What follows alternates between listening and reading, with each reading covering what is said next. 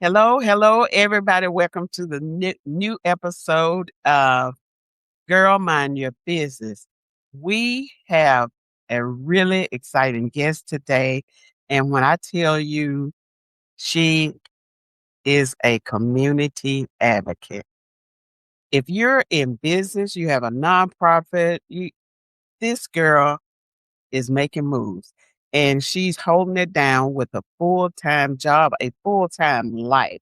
Shamika is one of these people that works for the Alabama judicial system, and she runs a nonprofit food, serving food for children and elderly adults in the Black Belt region.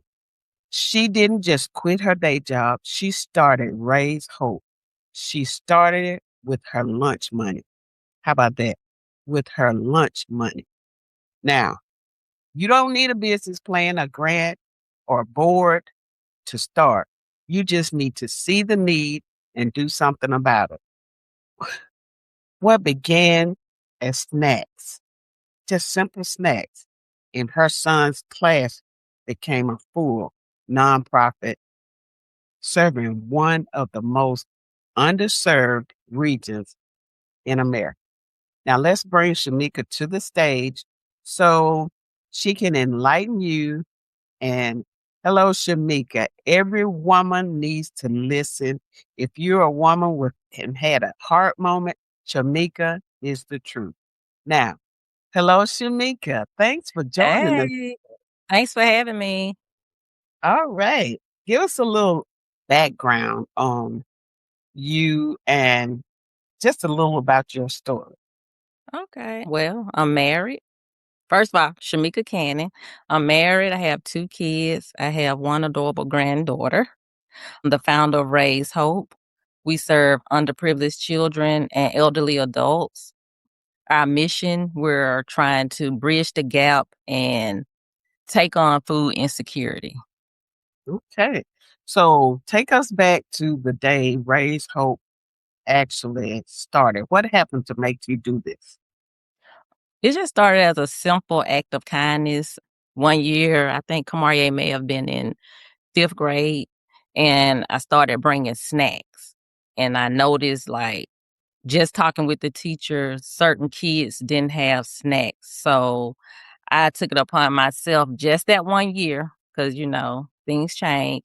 But I used my lunch money in that one year, like every so many weeks, maybe twice a month, I would take so many items, snacks or whatever, and just give to the class as a donation. And Mhm. pretty much that's how Raise Hope blossomed. Like, it just kept being on me, like, this is really something, but that wasn't the first spark. I think the first spark for me was working as a tutor in a city school system in Tuscaloosa. When I was a student at the University of Alabama, I noticed then a lot of kids didn't have snacks daily. So I think that was like the first aha moment. But then as I graduated and then had my own child, that's when I did the first act, I would say, was with his class. Okay. And then within the last few years, that's when I took the time to like do the paperwork and start Raise Hope. That's a, that's really interesting. And people don't realize, you know, how much of a need there is. There's a lot of kids and elderly that don't have the snacks, the meals, whatever they need. And people just overlook them all the time, Mhm, consistent, overlook them. mhm. Now, tell us about the Black Belt region and why food insecurity for children and elderly is something that people need to understand. Um, I think people need to understand there's different levels or different variations of food insecurity. And then you have food desert. So you may be in a rural area with food deserts, so there's not a lot of grocery stores. You may be 50 miles from a grocery store. So in terms, a lot of people are not able to get nutritionist foods like fresh vegetables, fruit, and things of that nature. And that's where, I kinda wanna bridge the gap, trying to reach those area. Like, I just started out, so a lot of things are new. I'm still learning a lot, but that's my goal, my end goal, to reach as many as I can. And in this economy especially, you can you can just see the rural areas, even within the city limits, where people are being underserved. And it's so unfortunate. And we need people like you out there, you know, pushing the tables, making people realize that there is a need. Okay. I agree. Affordability also, I think, plays a part with the food insecurity. Like, groceries are high, and Right. you hear a lot of people, struggling with talking about getting food stamp assistance, and that plays a major role, and I hear some people complaining about, like, they changed guidelines. Now, I don't know how true it is or what each guideline is, but it's certain things that you may or may not can purchase with food stamps. Like, I would hope it wouldn't be, like, the main things you would need to stay healthy, which are the fresh fruits and vegetables. But regardless, I hear a lot of people talk about, like, the amount that they get. It's not enough. And then when you're talking about the elderly, that are most of them are already on set income. So when you get maybe $20, $30, $40 in food stamps, that's hard to survive. Like, that's not enough for one person, period. I mean, I just wish it was some way to, like, revamp that part to, like, get a substantial amount that we know can last a month, when you're talking about food stamps, and especially when you're talking about the elderly, and especially when you're talking about families that have children, especially in rural areas, even low income. Like, people need help. And I hope that some way somebody revamps that to give more, to help more. Well, and my thought about that is you got to care about the community before you can serve the community. And we have a lot of people that are self-serving. They don't care about you as long as they get what they need. And we just got to be mindful of how we treat people. My mama always said, you know, you got to care more about other people than yourself. That's where your blessings come from. But I people don't agree. care about people anymore. So so let's just take a little walk through down Raise Hope and tell us about the food drives, the nursing home visits, and the bingo events that you've done. Just paint a picture for us and, people that don't know anything about you, tell us a little something about you so everybody can know that Raise Hope really is trying to make a difference. Well, Raise Hope has done a couple of things. We have gone to Greensboro, Alabama, and we've done luncheons with different communities down there. I give a lot of thanks to sponsors like Olive Garden that helped make that possible. Also, I've gone to Marengo County to the nursing home, Woodhaven Manor Nursing Home, where we've played bingo as an activity and also to get them to participate. But at the end, we've also provided necessities, whether it was body wash, toothbrush, toothpaste, combs, hair bonnets, things of that nature, lotion, shaving gel, because I talk with the staff, like, trying to get an idea, because every nursing home is different. Some things they may already provide, and then there's certain things they don't. One of them, they was like, well, for treats, they like Crunch and Munch. So even though that's not a necessity, I still provided it because I feel like the little gestures is what makes their day. Also, in the past, for maybe the past 2 year, I've partnered with Miss Shalon Hamilton and with Herb Jones organization and did like a food drive. And we do that toward the end of the year in like November. So they provide pretty much the meat, whether it's ham, turkey, or both. And then I'll provide like fresh vegetables and canned goods, cornbread. I think this year we did a little bit more like snap beans, and then we had someone to like donate desserts while we stood out and waited for the cars to come by to do the food drive. So those pretty much are the things that Raise Hope has done within the last few years. Also, I've done popcorn fundraiser, I've done pizza fundraiser. So hopefully I can keep venturing out trying to figure out what else can be done. And, I'm open to suggestions. Mm. So yeah. Okay. And I noticed, after we talked, one of your biggest challenges is getting comfortable asking for a donation. A lot of women struggle with that.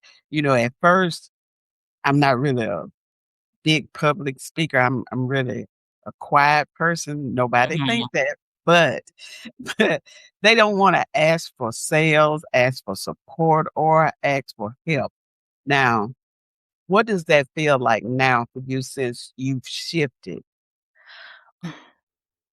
I have to say, in the beginning, getting comfortable asking. 'Cause I think my thought was starting the nonprofit and trying to give, not realizing there are so many different levels to starting a nonprofit, and it's not just about giving, you have to have funding, you have to have donations. It's great if you can get partnership, it's great if you can get support, and support can come in so many different levels, or variations, if you will. So for me, I write letters, I talk to people, and that's how I try to tackle it. But I also know every time you ask for that support or you're not gonna always get a yes. But you're not always gonna get a yes, and the no's are okay because it only keeps you pushing because you have a mission. So you gotta find a way to get these things done and get people the things that they need. Yeah. Well, and after every no comes a yes. Yeah, So I you agree. can't stress over that. You can't stress over what you can't control because the cause is greater than your fear. So we just have to keep moving no matter what we're doing, and it'll happen. It may not happen when we want it, but it's always on time. So right now we're gonna have a commercial break. This episode of Girl Mind Your Business is brought to you by Black Women's AI Network. This is a community where Black women and women entrepreneurs don't just use technology. We define it, we design it, and we lead it. If you're a woman entrepreneur ready to utilize the power of AI in your business, your community, or your life, this is your table. Pull up a chair. The future of AI, it has your name on it. Okay. Now we're back. You mentioned things about helping out all over the community, everywhere. But leadership and being in charge of this, I know it was a big mindset shift for you. You had to get comfortable delegating, trusting your team, and for a woman who is used to doing everything herself, what made you finally let it go? I think with the leadership part, I feel like I most definitely had to get comfortable because I'm just not one of those people that strongly just don't mind. Kind of like do this, do that type of mentality.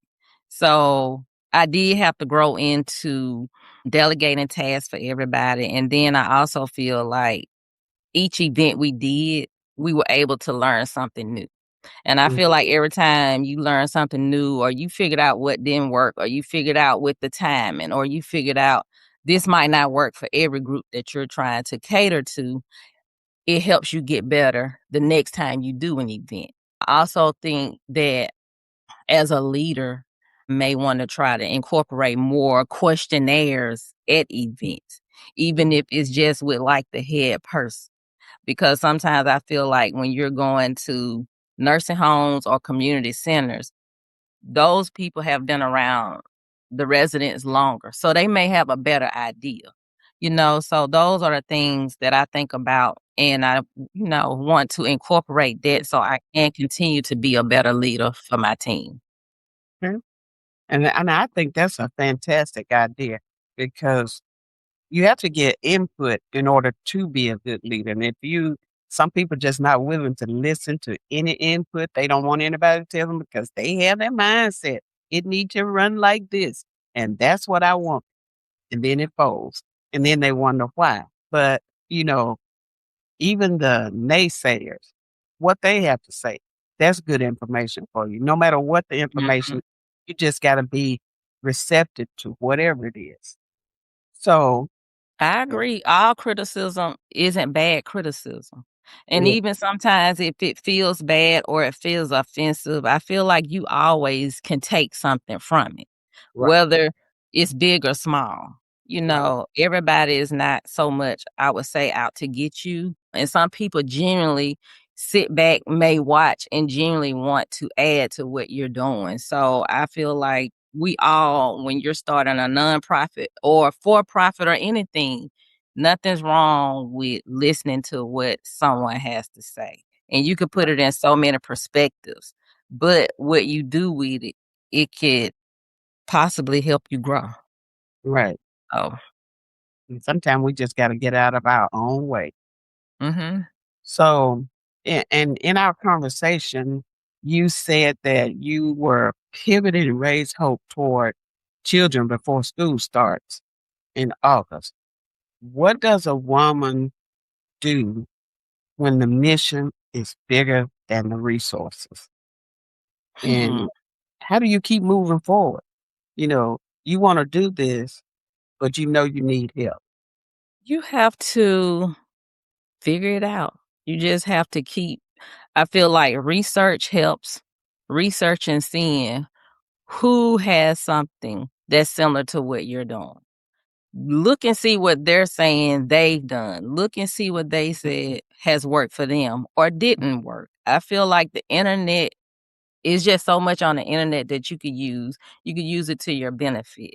So before just giving up or thinking it's not gonna work, or just because you might get a no here, you just have to keep going and figure out what it is. It's kind of like the mindset, you get a no here, go to the next door. Knock again until you get what you need. Yeah. And that's good.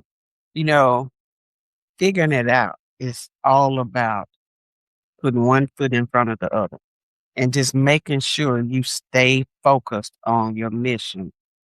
That's really important because your mission is always bigger than your resources, no matter what.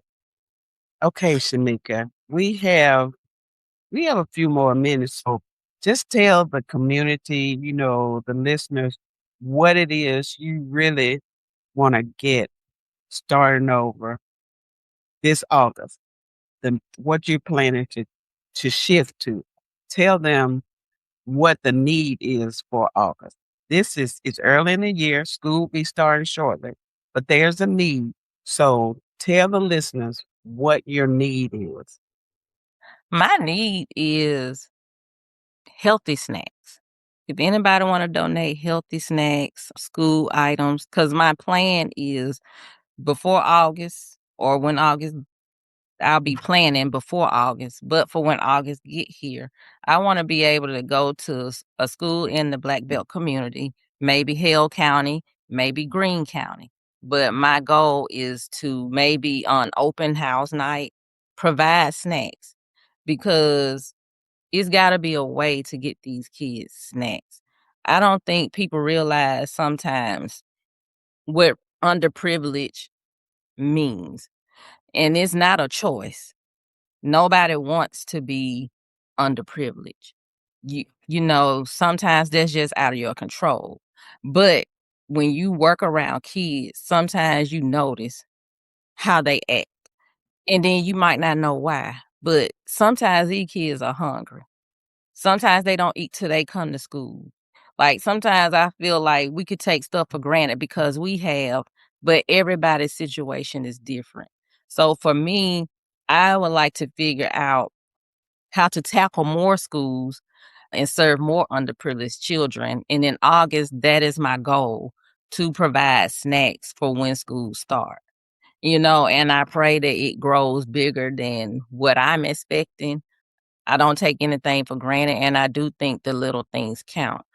Am I gonna say it's gonna be oh so big? No, but I'm gonna give what I can give, and that's what I'm working on now. So any donations are very much welcome, big or small. Any advice is very much welcome. Like I said before, this is new for me. I've just started out, but I have touched a few people's lives, and I want to continue to do that, and especially kids. Our kids are our future. And our elderly, if it wasn't for them, we wouldn't have the wisdom, knowledge, love, everything that they taught us. We've got that. So from our elderly seniors. So without them, we have to take care of them as well. Those two groups of people, I feel, your children and your elderly, we have to take care of those two groups of people. Thanks. Okay, well, tell the audience, the listeners, how they can reach out to you, send donations, whatever link where you're located. Let everybody know how to contact you. If there's a website, you are on the socials. Just give them all that information. Yes. And it'll also be, it's going to be put in on the page. www.raisehope raise-hope.com. It's the website. Also, Raise Hope 21 is my Instagram handle, and Raise Hope. Sorry, there's noise in the background. Raise Hope is Facebook, Okay. and the logo is a blue heart. It's a blue circle with a gold heart. Let me say that. Okay. And that's how they know. And that's Raise, RAES. Mm-hmm. Yes. Yes. Okay. That's part of my first name. That's where the inspiration came from. Okay. All right. And that's great to know. So, in the last couple of minutes that we have, if this conversation spoke to you, if you have ever had a moment where you saw a need and felt something stir up inside of you, and you want to know that the only thing standing between you and that feeling is something real, and you decide to start. You don't need everything figured out. Shanika started Raise Hope with her lunch money. I can't stress that enough. Lunch money. And if you want to follow her journey, support the mission, or see what else she has going on, if your heart want to take some action, Raise Hope is it. Follow her at Raise, RAES dash hope.com. She's on Facebook and Instagram. Uh-huh.